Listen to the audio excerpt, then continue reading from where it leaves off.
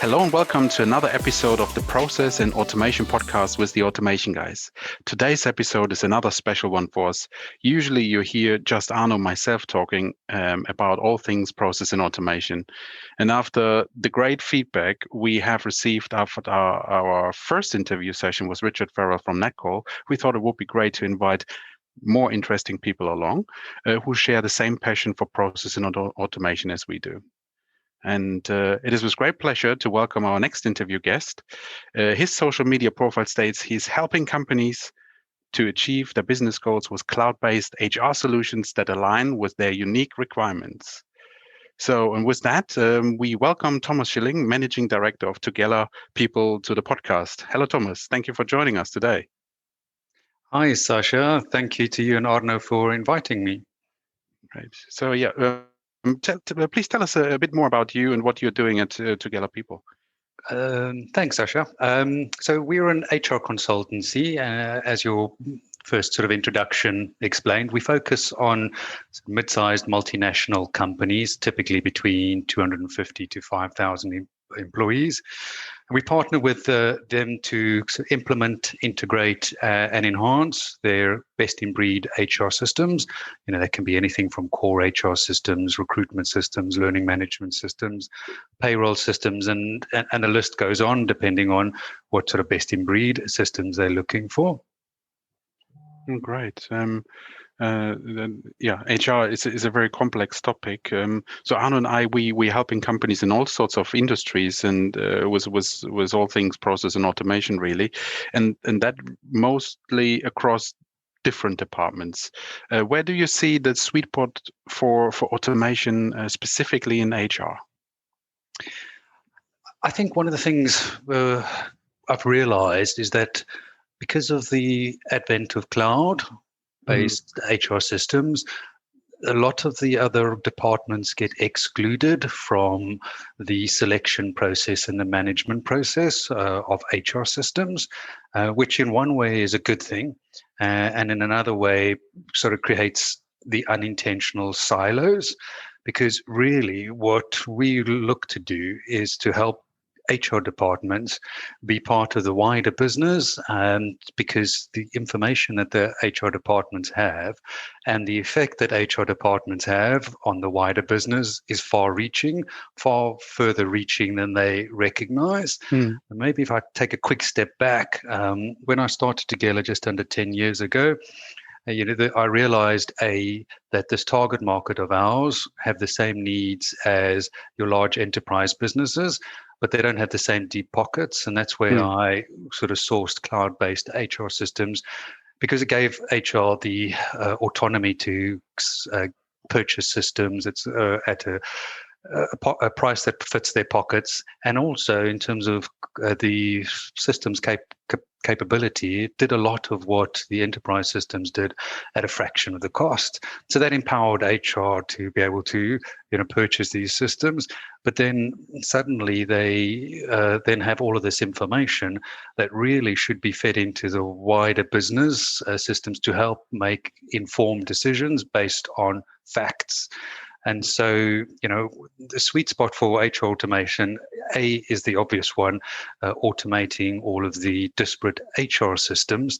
And often that's an ironic statement to make, because a lot of these HR systems come either with automation built in already. And an example of that would be automatically, if somebody raises a absence request or a holiday request, that request would go to the manager for approval.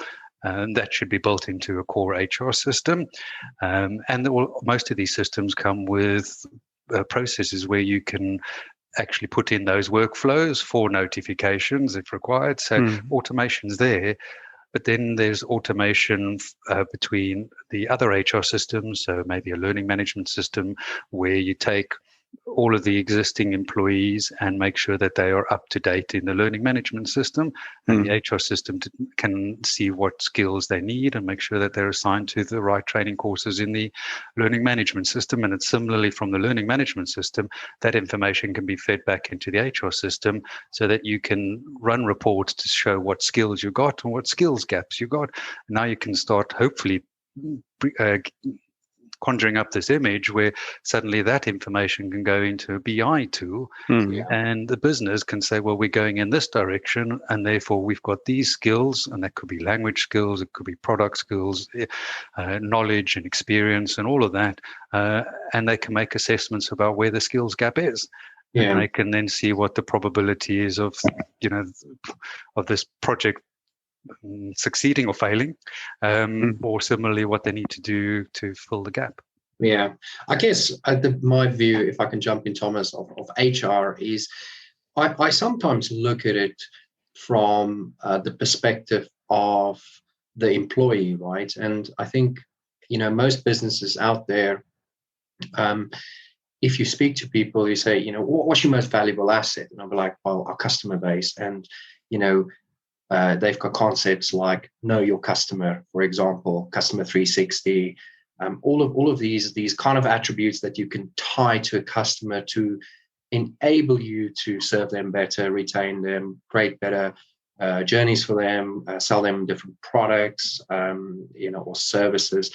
But for me, when I look at HR and the work we do in HR, and, I will be honest to say that, we, apart from kind of doing leave request automation, expense claims, personal development plans, and objectives, in terms of kind of using, low-code to create enterprise-grade HR systems, that's not something we generally do. But I think if I look at HR as a whole and trying to tie it with know your customer, I almost think it's the internal version of, human capital is the kind of the internal version of a client, but it's an internal facing client, right?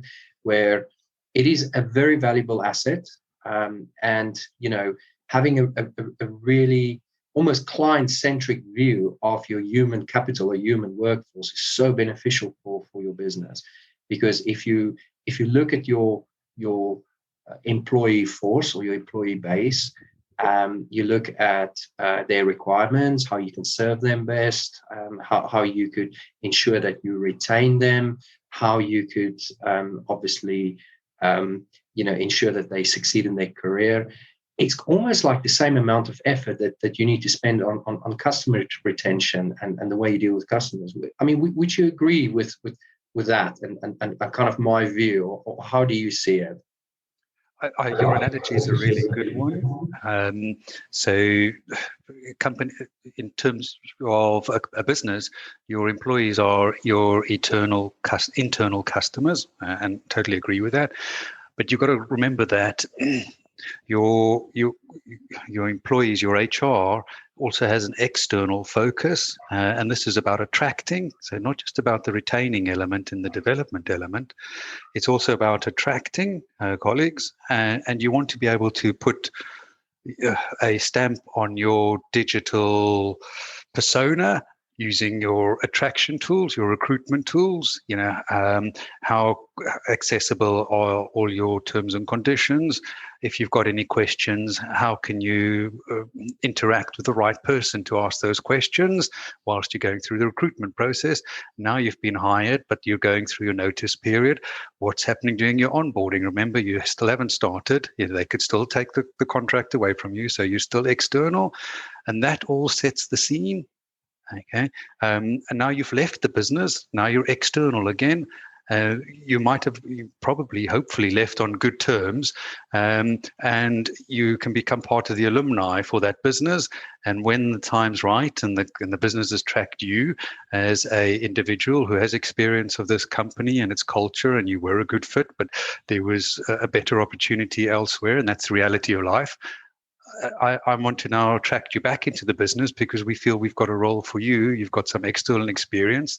So I do feel there is an external element, but I do totally get what you're saying in terms of, the customer element from a CRM point of view is akin to the HR system from an employee's point of view. I agree. Yeah. So we talk a lot about actual use cases here on this podcast, and it's a very popular topic because we are technologists by nature. We solve business problems by deploying automation and obviously making companies more efficient in that process.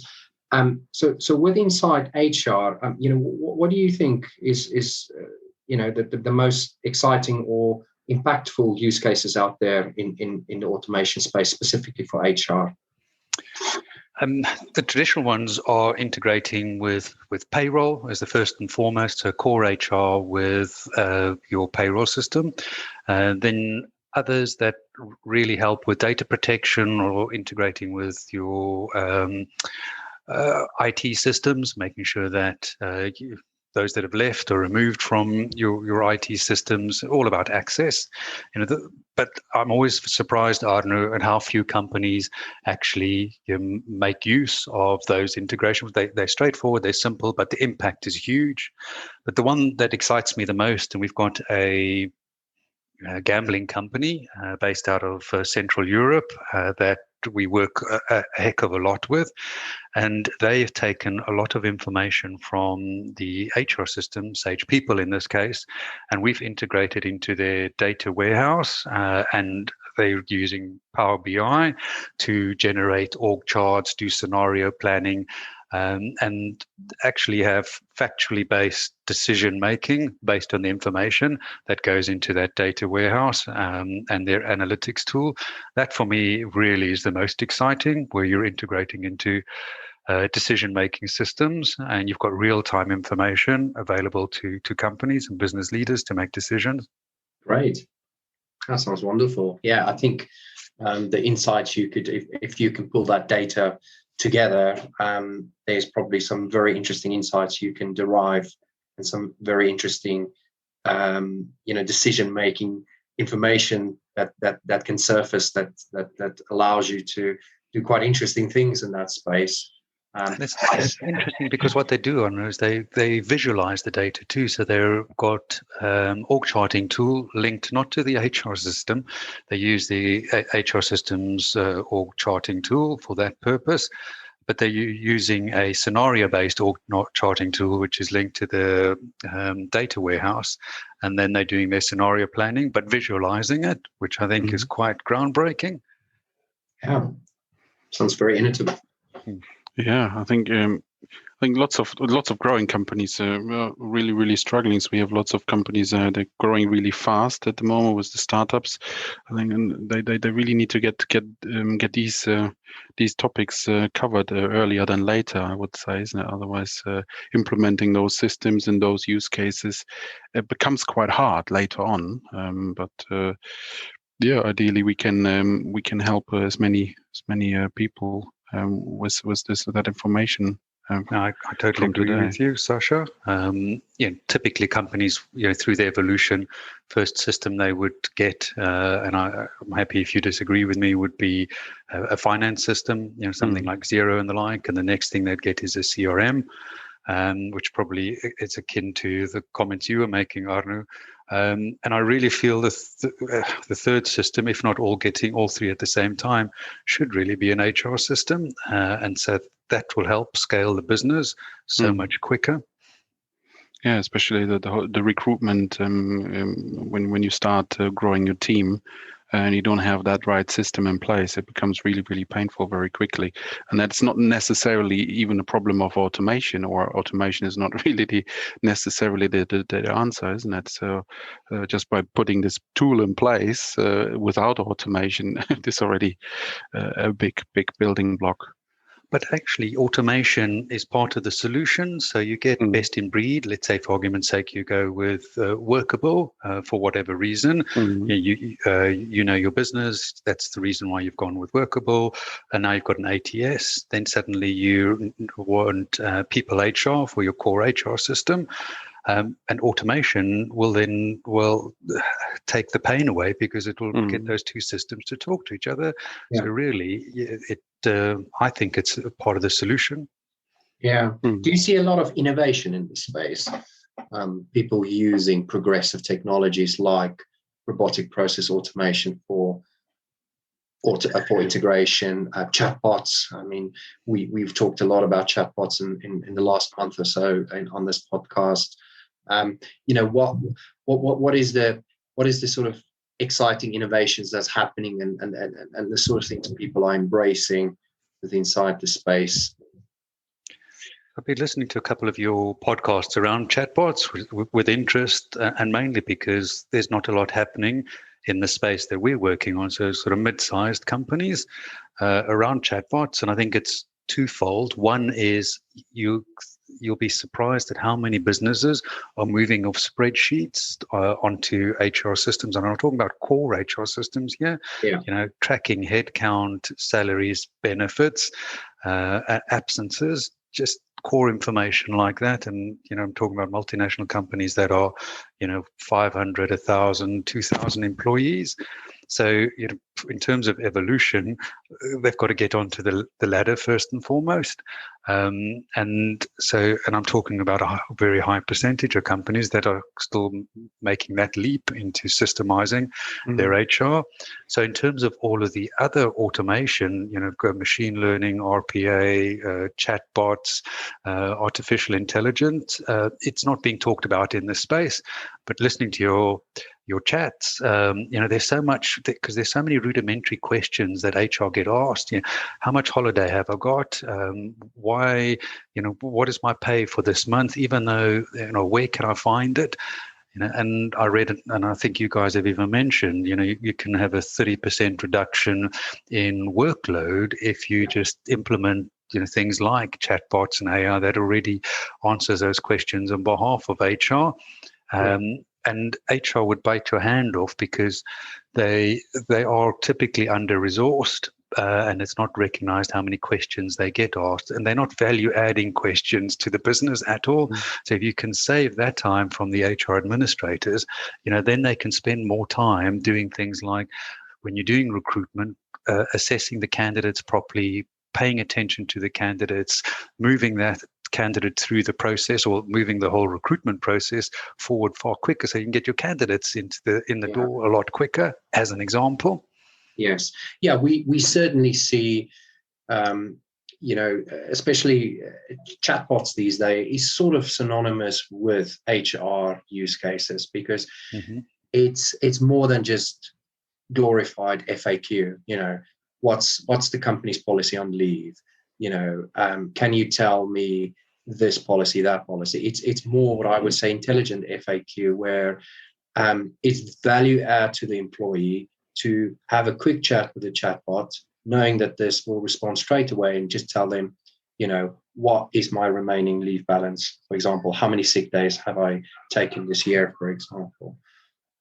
So I definitely predict that a lot of the mainstream, I guess, HR products out there, core HR products, will probably start to ship with modules, and already probably do have modules like that. I think the challenge start to happen is when you have interdependencies between various systems, where you have to have a more of a holistic view on employee data and records. That's when it becomes quite challenging, because I can imagine that a core HR system, if the information is not in there and is perhaps in another system, that's where some of the gaps start. And I think this is where leveraging a very robust, best of breed chatbot technology with AI built in it, with robotic process automation perhaps in the background to be able to do some of those complicated cross-system lookups. I think that's almost for me a no-brainer, right? To start with. And you look at these technologies available, it's so easy to get started with chatbots. It's all low code, and it's fairly straightforward to start picking off some of those lower hanging fruit to also, like you say, free up the HR staff so they can focus on human resourcing and development rather than human administration, right? Without a doubt, unfortunately, and things are getting more complex in the world of HR, over and above the fact that they're working in multiple countries with multiple legislation. The legislation in each country is becoming more complex, and the requirements become more complex. Just in the last few years, you've had pensions auto enrollment, and there's been a whole host of automation, that has had to happen in that space. And then you've had HMRC's RTI, where you have to feed real-time information back to HMRC. And so the list goes on, and that's not going to stop. And there's real reason, proper thought out reasons for doing this, and I'm pleased for it. But it does mean that if you don't get your ducks in a row, as you explained, Arno, then you're going to end up in a horrible twiddle. The other reason I started Tugela, because my background is I used to help recruit people and hire and fire people, but I realised that because the Chartered Institute of Personal Development does an annual survey of its practitioners, and the two competencies that languish at the bottom, the capabilities of HR, one is HR technology, and I think that's the lowest ranking of all of them. And then the other one is HR reporting, or reporting in general. And yet, with the one feeds the other, feeds the rest of the, if you were in training, you couldn't understand who's got what development needs unless you had the system to do it. And if you were in organizational development, or if you were in employee relations, that you need to understand what history there is for somebody in terms of poor performance, so that you can understand the risk before you let somebody go, for argument's sake. And that's reliant on an HR system. And so, we feel that we want to work with companies to understand what their requirements are, what the opportunities are, to free them up, give them the right information at the right time to make the right decision. Yeah, very wide topic, as it seems. So when we look at the intelligent automation, hyper automation, I think you hear us talking about these fancy buzzwords all the time in our clubhouse sessions and so on. So what do you think is the next big thing for companies in the future, and what is the next sort of how does the future look like specifically for HR departments? So I think that was a difficult one, really. If I go back to the previous point I made, in terms of the maturity model, I feel that the HR functions that I work with are way behind on the curve, and so there's a long road for them to walk just to get onto the rank of being able to have systems in place that they can manage and maintain themselves, and then get the data out, because we've seen that those that just started small have wanted more and more, and then suddenly realized how they can use the data to make informed decisions. If I look at more of the enterprise level, they're starting to look at things like ServiceNow, and they're looking at process tools to actually now improve the types of things we just related to. So bringing in AI tools, RPA, machine learning, but that's only really at an enterprise level, which we take our lead from, and I'm quite excited about. But the other thing I thought of, is potentially using sort of iPaaS or middleware, where when you're looking at choosing a core HR system, for argument's sake, but knowing in the back of your mind you'll need a payroll system, a learning management system, that actually you choose a HR system that is has already put itself out in a marketplace on, for instance, a middleware, something like Integramat, for argument's sake, and all of the best-in-breed systems in the other disciplines are already available. So that opens up your opportunity and takes away some of the noise. So probably for my mid-market clients, I potentially say that that's probably the next best big thing for them.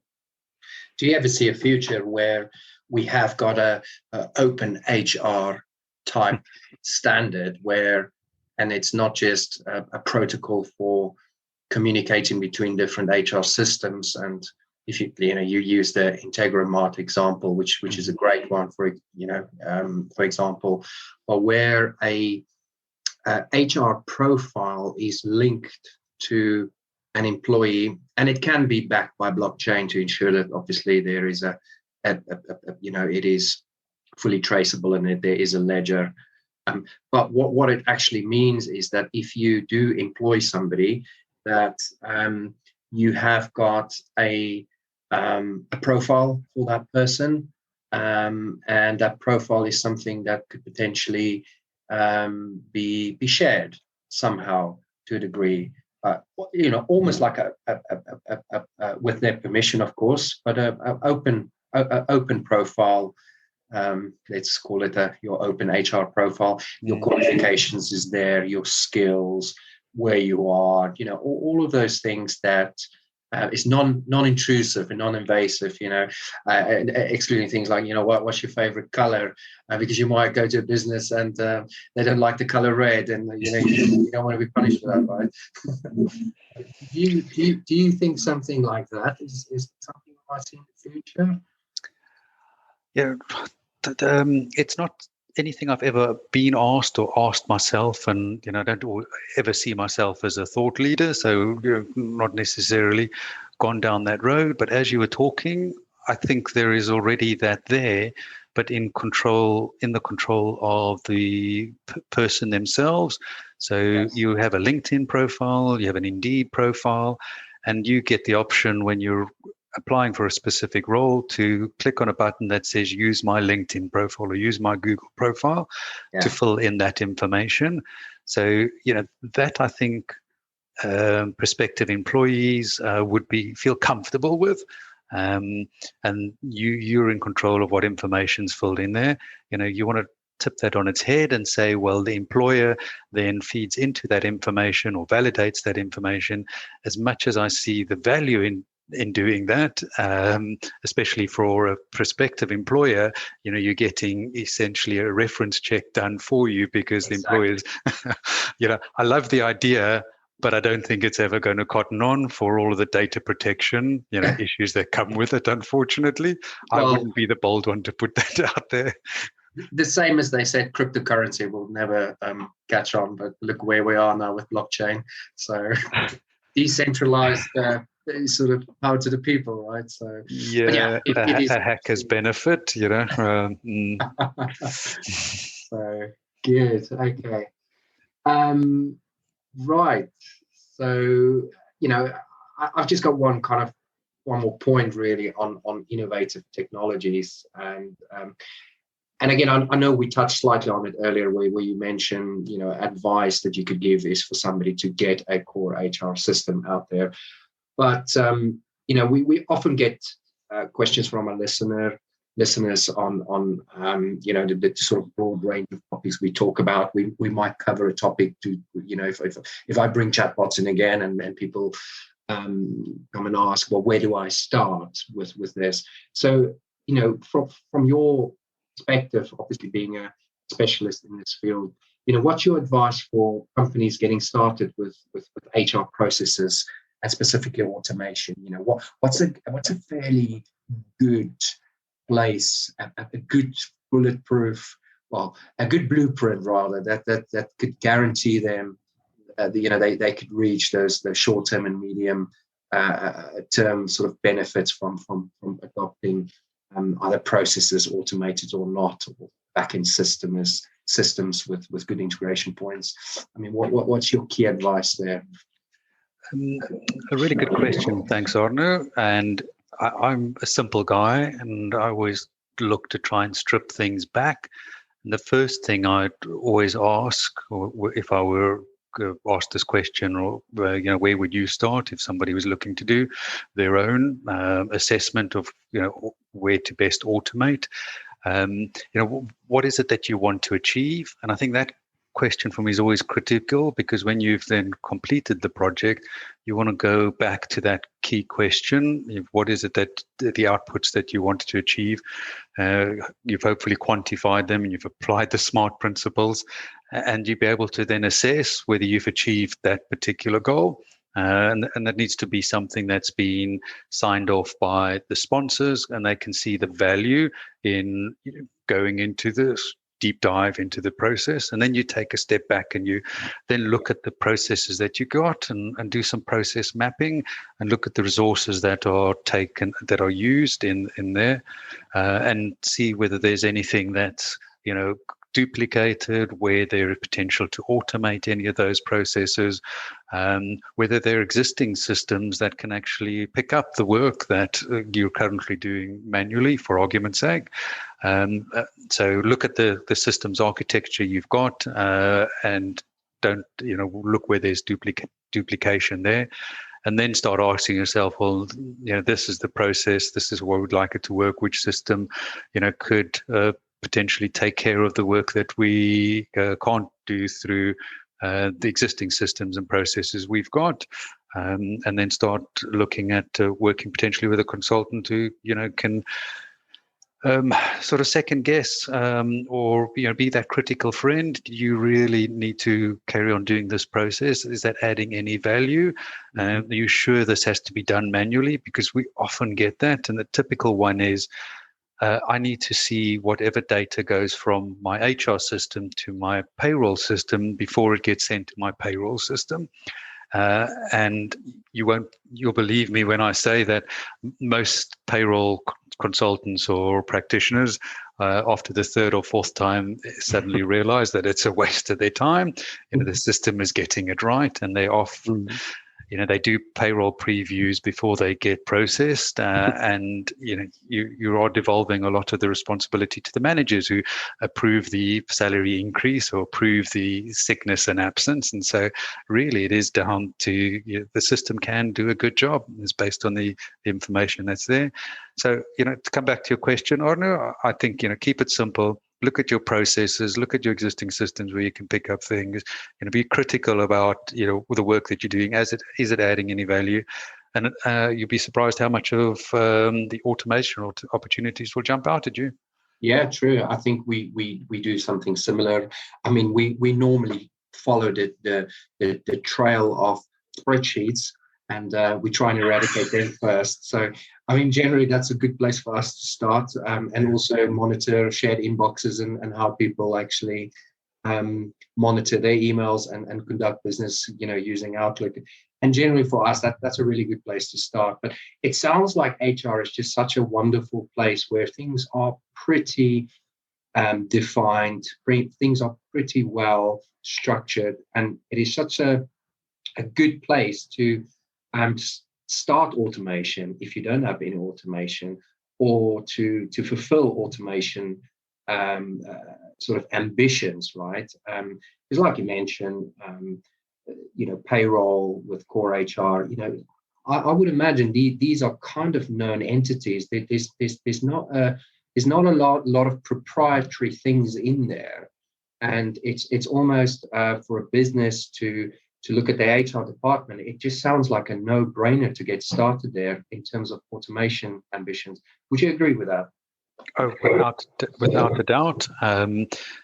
Often in the past, we've been asked to compare one HR system to another, and exactly as you said, Arno, the processes captured within those systems are very similar. And I've worked in too many companies to mention, and their performance review process is very similar from one company to the next. Their absence approval process is exactly the same in one company to the next. So there is a lot of similarities. And so without a doubt, it's very similar to finance. Running a balance sheet or running a P&L is no different in one company to the next. The only difference is that a lot of it is governed by legislation in finance, and a lot of it is governed by logic in HR. And I admit I'm oversimplifying it. And yes, there are some HR practitioners that will overcomplicate the processes. But if you strip it back, the underlying principles are definitely the same, and the systems are pretty much the same. Right. Yeah, and a part of the actual processes, as Arno said, looking at just spreadsheets and emails that even go really in the details of the process itself. I think that's for sure something to address with priority. Great. Yeah. Very, very useful session so far. So we don't have any sort of topical question anymore, Thomas, but we and our listeners like to get to know our interview guest a bit more than just a just the expertise around the topics, the technical and the business side. So that's why we like to ask a few questions, if that's okay. So some more casual questions. Yes, gladly. I'm quaking on my boots. Yeah. I'm a private person. So be surprised here. There's some really interesting ones. So who is your idol and why? Yeah, that's a good question. So I'm probably going to default, because you can tell from my accent, I'm South African, even though my parents are both German. So I straddle the ocean. Yeah, Nelson Mandela springs to mind. Only because of my, as I said, my South African roots. And if you ask why, I always felt, and the sort of interactions, and I didn't meet him personally. I know others that know him personally, but he always put himself first. And when I did the tour of Robben Island, I'd learned something about Nelson that has always stuck with me, and it's really closely aligned to one of my passions, which is education. I'm a trustee for a local multi-academy trust in the Milton Keynes area, and so that's where I sort of do voluntary work, and I involve myself quite deeply. But what they did on Robben Island, they were limited to 2 prisoners together, when they were chopping away at that limestone, doing useless work. But he instilled a process where everybody had a skill, and some of those would even be something as rudimentary as fixing a lawnmower. So this was a tour guide who had served in Nelson Mandela, who I was fortunate enough to be taken around the prison tour with. And if he had the skill of fixing a lawnmower, he would impart that skill to somebody else. And obviously, as a trained lawyer, Nelson Mandela used his expertise and passed that on to others. And so they were, even though they were isolated in their cells, the one opportunity they had, they took to learn. And that's always stuck with me, over and above the fact that he always put others before himself.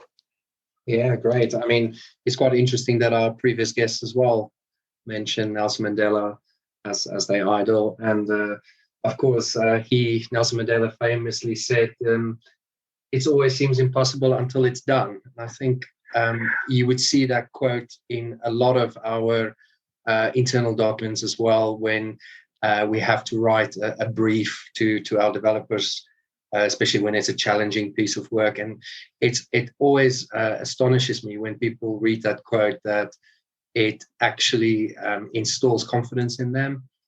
No matter how high this mountain looks like that you need to climb, it kind of just breaks things down, and it energizes people. So yeah, that's great. Oh, thanks. So let's bring it forward and test your HR knowledge, right? So no, I'm just kidding. You don't have to mention any HR books. I know mine will be HR for Dummies 101. But I must imagine you can get all of the contents and knowledge of the book instantly. Which book would you choose? And it can obviously be work related or non. Thanks for letting me look at non-work related as well. If I'm not a bookworm, when I do get into a book, I love reading it, and I think to myself, why don't I read more? So when you make this a reality, then I want to be first in the queue to be able to do this. But I've had sailing theory that I've wanted to learn for years and haven't done.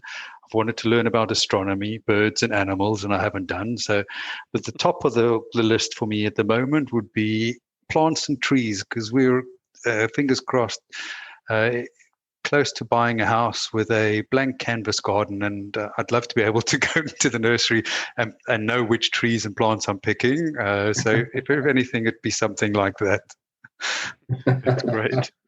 Yeah, a nicely designed garden. Yeah, it's very very very very useful. Yeah. Well, especially in the lockdown, and I think looking at the neighbors around us, their gardens is just pristine, because if people are forever nurturing things and making sure everything is nicely tidied. So I think if there's one good thing about this lockdown, is that everybody has got a really, really good garden and has got green fingers and a veggie patch and, nicely manicured lawns. Not when you live in the city. Well, that's it. Well, you can always have a rooftop lawn there next to your helipad, Sasha. Yeah. Okay, you're right. Haven't thought about this. How about that? You should watch Gardener's World. They've been previewing a few people that have got literally their living room full of plants, never mind their patios. Yeah. That's possible. That's true. So another interesting question is, what's the best advice you have ever received? Oh, that's a good one. And received, I'm going to use the word probably very loosely in this context, but do unto others as you would want to do to them. Yeah, and you might not be surprised to hear it.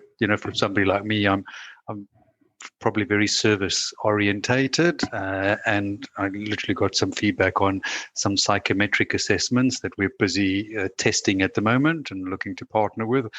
And when I got my feedback, it reminded me of how Tugela and obviously a lot of that stems from my background and the like is service orientated, helping others to do a better job. So that's probably what springs to mind. Do unto others as you would want them to do to you. Nice. Yes, that's great. So just kind of continue on this track of knowing you better. I think every question you answer is achieving that goal.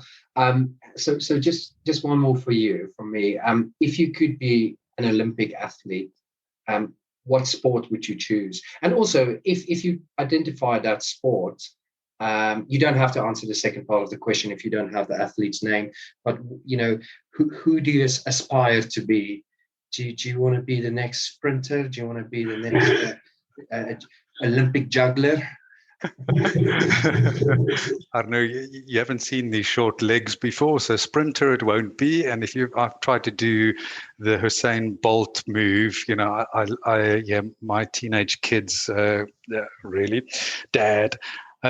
So because it's Olympic sport, once again, South African, you won't be surprised, that I'm sports mad. So it can't be cricket and AB de Villiers or rugby, the 1995 South African team or Liverpool Football Club or ultramarathons, Bruce Fordyce or Ernie Els and golf. So all of those have been discounted. The only one that springs to mind is probably a heptathlon athlete.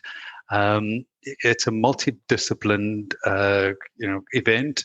And I'm in absolute awe that these guys, if you put them in 100 meters or high jump, they would be competing with the best in the world.